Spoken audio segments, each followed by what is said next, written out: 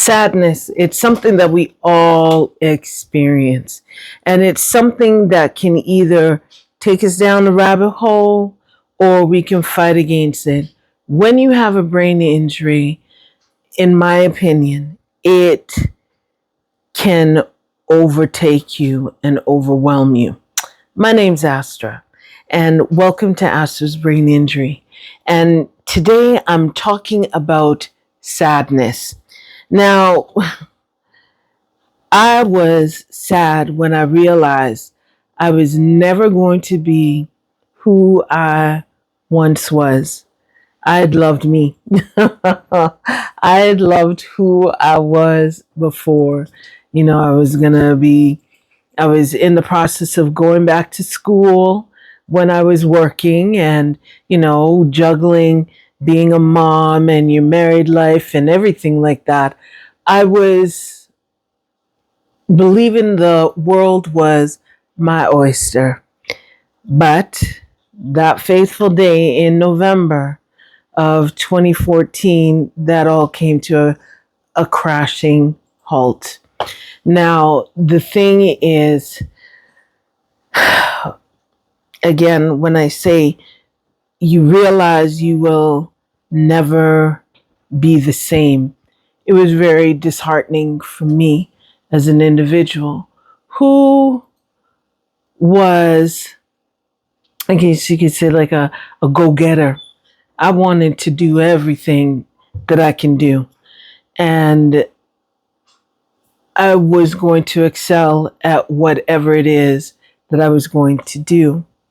Now, the thing is, I'll give you this example, and this is one of the things that I found that made me feel really sad. For children's school, so my niece, I was selling the cookies at work for her. And, after the accident, the orders came in. So I went in with my sister and my niece. And I was trying to speak to my supervisor because, I was time off from work. I couldn't come back to work. And I went in and I was trying to speak. And the words was not coming out of my mouth. And I was stuttering so bad. I started to cry, y'all. The tears just started to come. And, my supervisor put her hands on me and she's like, it's okay, Astra. And my sister's crying, my niece is crying. We're all crying because who I was got snatched away from me in that instant. And when you are a person who is articulate, you're well versed, you can have a conversation and you can hold your own. To find now that you cannot, it's very disheartening. Like, I was sad. As I said, I cried. So I give you that example of one of the many examples that that I had. And the thing is, this sadness, like when you have a brain injury, everything is amplified. Well, for me, I found everything was amplified, like say by 100. So something that was this small, it felt like it was this big on a scale. And I guess it's because my brains could not differentiate, okay, Astra, this is really not that big. It is a small thing, but my brains is not working the way that it used to work. So something small, as I said, comes out huge. And so the sadness, it is something that I truly had to work through, because you get that feeling of being overwhelmed. Because you'll hear me talk a lot about and say, I, I was overloaded, I was overwhelmed. I would use words like this because, you don't know how best or how else to describe how one is feeling. Like for me, I could not think of the right words even right now just to say how these things was affecting me in that sense. You know, and then you have the feeling, will I ever be the same? Am I going to be the person that I once was? Am I going to be the person that I loved to see every morning in the mirror? Am I going to be the same person that I once was that could handle my own? Like I could hold my own? Will I ever be that? You know, in some cases, yes, I have gotten close to. Some cases I have not been able to. But I mean, the thing is, it's it can be a very slippery slope. It can be a very slippery. I can't even say the word now, y'all. But I was not as they would say, a Debbie Downer, or I was not like a negative kind of individual. I was always on the upbeat side of things. And I was, the positive one. Like as I give examples, when people is wanting to act sideways, yes, I can match your sideways act before, but I'd be like, do you really need to do that? That's the kind of individual that I am. But now, as I said, with this sadness and not being able to be back here where you once was, you're now, say, over here. It is a huge thing for one's mind to wrap around. And the thing is, as I said, that sadness, it seeped in, so I'm trying to think of an example. So say, for instance, I'm trying to put on my clothes. I couldn't do this. Like, I could not dress myself, y'all. I couldn't even bathe myself. I needed help to get dressed, to get undressed, to get bathed. And at that moment in time, I felt like my world was not over, but almost close to being over, because I could not do the things that I was able to do by myself. That independence that I had, it was gone. I now had to be dependent on somebody like I was a child. And it is a hard thing to try and come to terms with, I've got to rely on somebody. And, it even broke my heart when my youngest, let's say he was a toddler, like it was before a toddler when I got into the accident.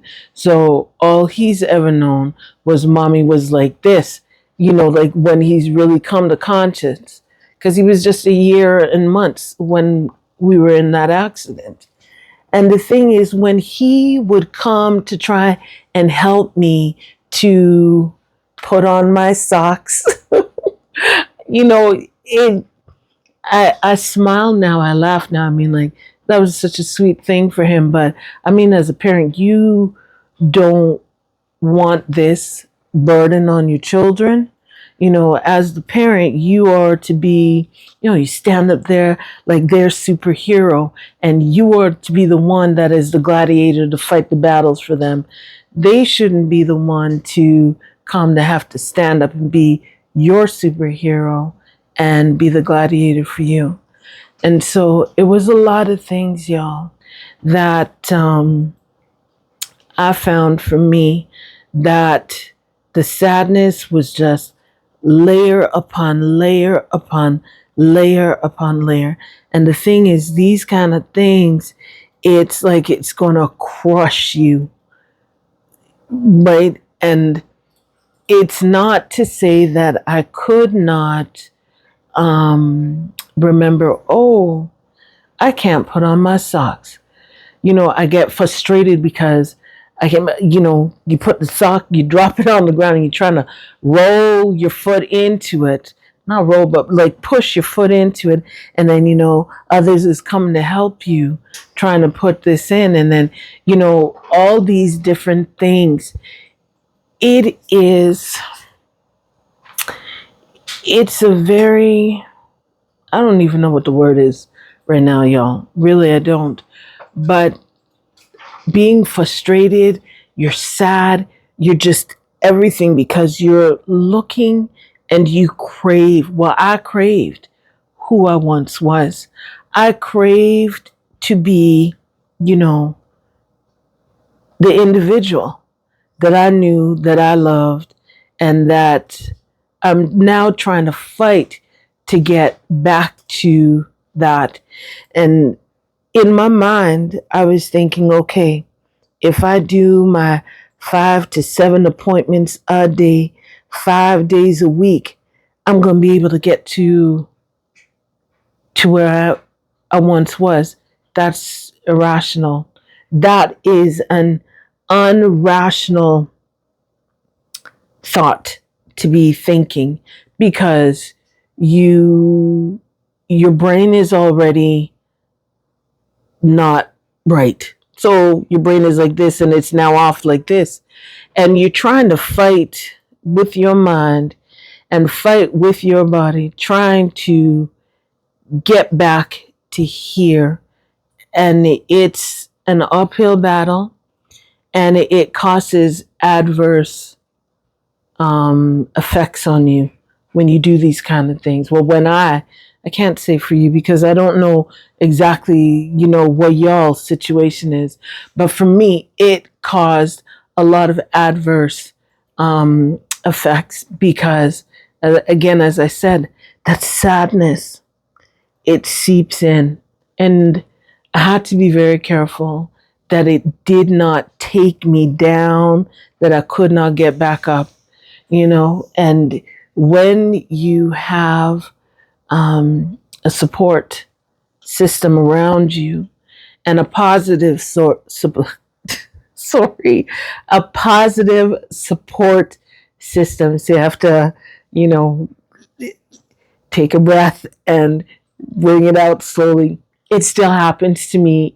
And this is the 11th year. I'm looking at my watch here to tell me this is the 11th year now still. And I still get tripped up. My mouth, the words get caught up in my mouth.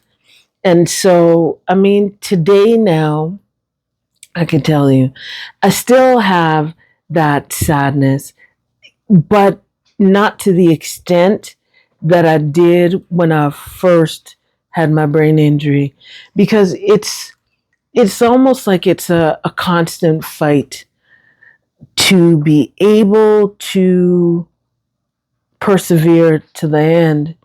Again, as I said, if you have a good support system, they can give you words of encouragement.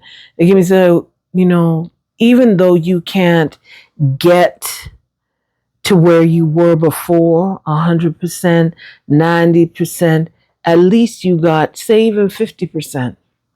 So at least you're up to here. And if you be happy with that, you might be able to slide in and do another 2% more. You never know. So your mind wants to look at this. Well, for me, my mind was like, look at where you are now. Who's going to be able to help you? What's going to happen to you? And all these kind of different things. I got all these kind of questions in my head. All of these kind of questions of uncertainty that one never knows. Like, you don't know what tomorrow's going to hold, but you got to trust in God that He's the one that holds tomorrow. And I did a lot of praying, y'all. I did a lot of praying. And I talked a lot with Jesus, and I was like, Lord, please help me. Because if I didn't have my faith to hold on to, I don't think I'd be where I am now. Really, I don't. Because having that faith, talking with Jesus, and all these kind of different things, is a help. It was a help for me. I don't know, it could be a help for you. You never know. But it was a help. And so that overwhelming feeling of I'm never going to be where I once was is going to die down a little bit. And this is why I keep encouraging y'all to celebrate the small things. Like, if you could not get up by yourself today and you were still able to get up with the help of somebody, at least you were able to get up. Begin to try and change your mindset in the sense of try and find the positive within the situation. And you're like, huh, Astro, what can I say? The positive, I've got a brain injury. Yes, you have a brain injury, but at least you're alive to have that brain injury. And you don't know how your situation would be able to help someone else in their situation. And that's why I keep saying that this is the reason why I did this channel. I started this channel because, when I was able to go on to YouTube and whatnot, I wanted to see, is there people out there like me? Is there people who is experiencing a brain injury, and how is it going for them? That's what I wanted to know. And I didn't see a lot of that. I saw from the words of the practitioners, and the practitioners is good, but when you're getting it from the horse's mouth, it's a different story, because being the onlooker is fine. It's like you're window shopping. You want to shop, but you're just looking outside at the window. You're like, oh, that looks good. That looks good. And that one looks great. But for the one who is actually going in and the touching the products and, ooh, I like the feel of this and whatnot, they're getting that firsthand experience.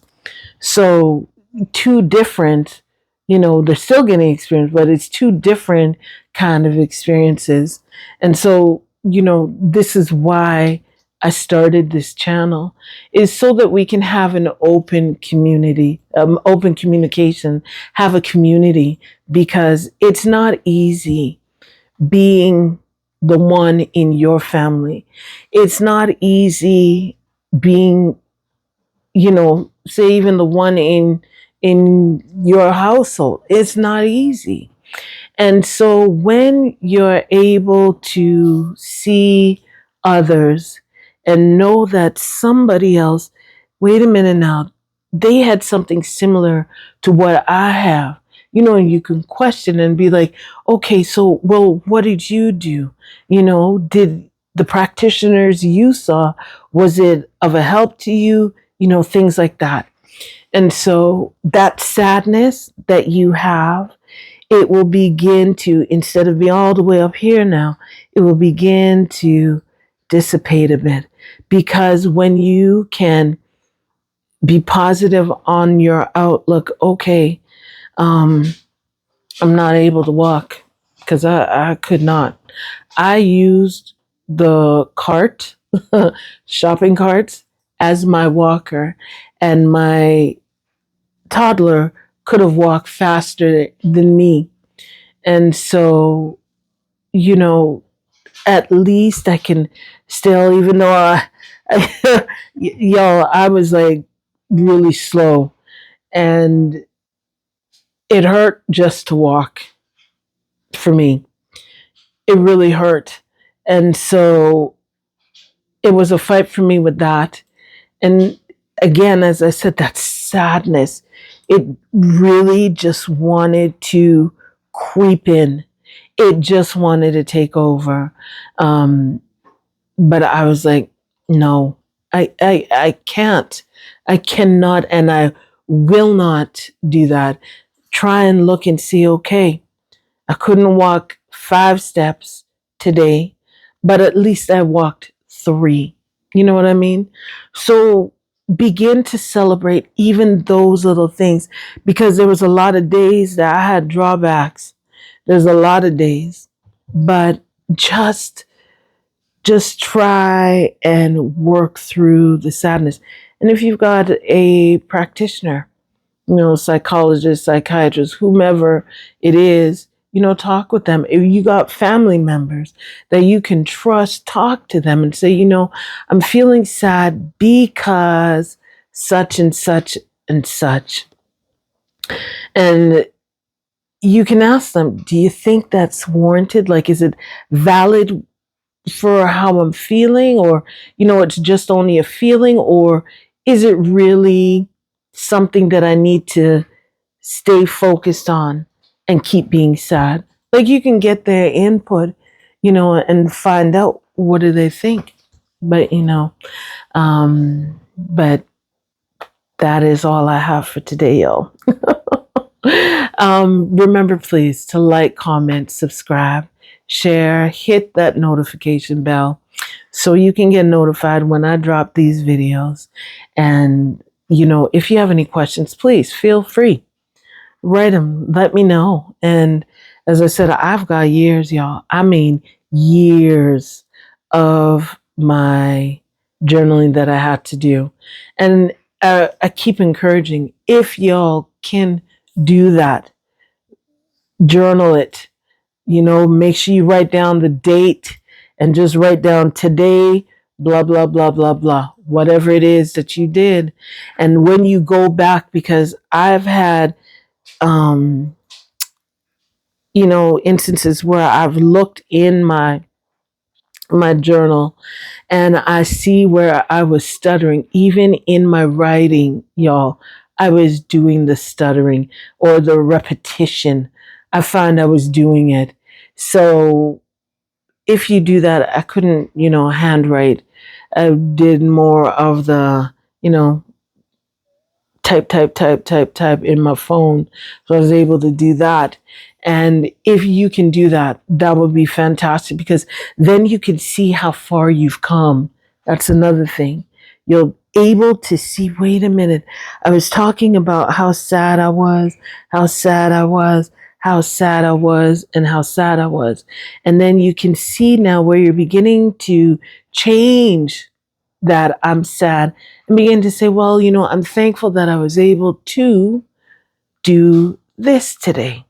I'm thankful I was able to do that today. So if you do these things, it will help to change your mindset, hopefully. So I can only tell you what I've done personally. I don't know about for you, but that journaling, that would be good, because then you could see how far you've come, and then you'll be like mind blown.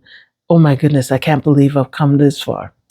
Anyways, all right. So with that, I will definitely take my leave. Please remember to like, comment, and subscribe. Let me know, did you go through any of these? Are you still going through it? Let me know. I would really like to know. And with that, I shall take my leave now, and I'll say bye.